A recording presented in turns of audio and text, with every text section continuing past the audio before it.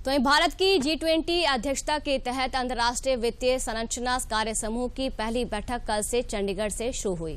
इस कार्य समूह का मुख्य कार्य अंतर्राष्ट्रीय वित्तीय ढांचे को मजबूत करने पर है। इसको लेकर तमाम विशेषज्ञ इस मुद्दे पर मंथन कर रहे हैं कि इस बैठक में कई केंद्रीय मंत्री भी शामिल हुए। तो G20 में भारत के शेरपा ने भी भारत की बात सबके सामने रखी।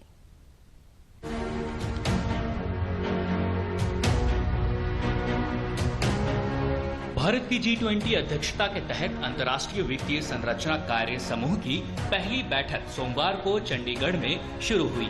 ये कार्य समूह G20 वित्तीय ट्रैक का एक अहम कार्य समूह है और इसका मुख्य ध्यान अंतर्राष्ट्रीय वित्तीय ढांचे को मजबूत करने पर है। बैठक का उद्घाटन करते हुए केंद्रीय कृषि मंत्री नरेंद्र सिंह तोमर ने कहा कि जिन चुनौतियों का हम सामना कर रहे हैं वे स्वाभाविक रूप से वैश्विक है और उनके वैश्विक समाधान की आवश्यकता है। इसलिए विश्व समुदाय को आज वैश्विक नीतियों और कार्यों पर विशेष ध्यान देने की आवश्यकता है। इस बैठक के माध्यम से सामान्य तौर पर ये कोशिश रहती है कि वित्तीय क्षेत्र में जो वैश्विक चुनौतियां हैं उन चुनौतियों को समाधान कैसे दिया जा सकता है। जो कमजोर वर्ग के लोग हैं, जो विकास की दौड़ में पिछड़ गए हैं, उनके साथ न्याय कैसे किया जाए, उनको संतुलित कैसे किया जाए, बराबरी के स्थान पर कैसे लाया जाए, ऐसे प्रमुख विषय इन बैठकों में रहते हैं।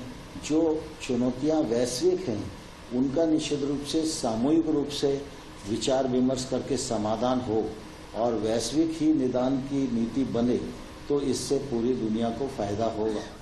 खाद्य प्रसंस्करण उद्योग मंत्री पशुपति कुमार पारस ने कहा कि G20 की भारत की अध्यक्षता पर अब तक हुई प्रगति को बनाए रखने का उत्तरदायित्व है और ये सुनिश्चित करना है कि अंतर्राष्ट्रीय वित्तीय संस्थाएं वैश्विक चुनौतियों से निपटने के लिए पूरी तरह तैयार हो और कमजोर देशों को अधिक से अधिक सहयोग प्रदान करें।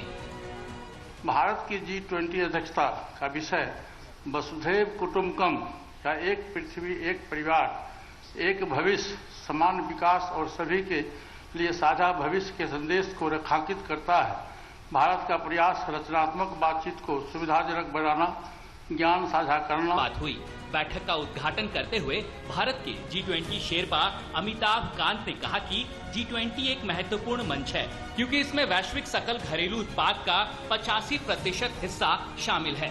G20 देशों ने विभिन्न वैश्विक मुद्दों के समाधान उपलब्ध कराए हैं। साथ ही उन्होंने कहा कि कोविड के बाद की कई चुनौतियों के बीच भारत ने G20 की अध्यक्षता ग्रहण की और ऐसे में भारत का मानना है कि प्रत्येक चुनौती अवसर प्रदान करती है। G20 is important because it accounts for about almost 85%, as you see, of the global GDP. It accounts for almost 4.6 billion people, that is over 60% of the population. It accounts for 75% of the global trade. And actually it accounts for 90% of the global patents. That means all the innovations come from G20 countries.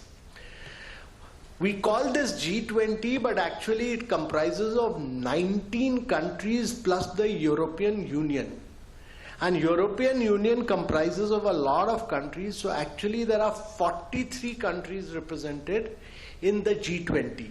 So 19 plus European Union, that's 20.